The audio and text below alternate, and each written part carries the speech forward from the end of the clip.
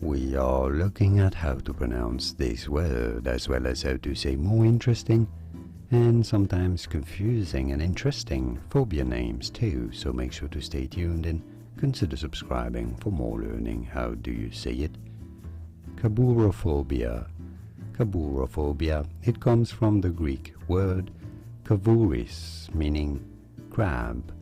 This is the fear of crabs. Kabourophobia. Note that the Greek word for crabs, kavouris, is pronounced with a V sound rather than a B sound, but this is Kabourophobia. And now you know. Here are more videos on how to pronounce more interesting names of varied and sometimes strange phobias whose pronunciations aren't always obvious. I'll see you there to learn more. Thanks for watching.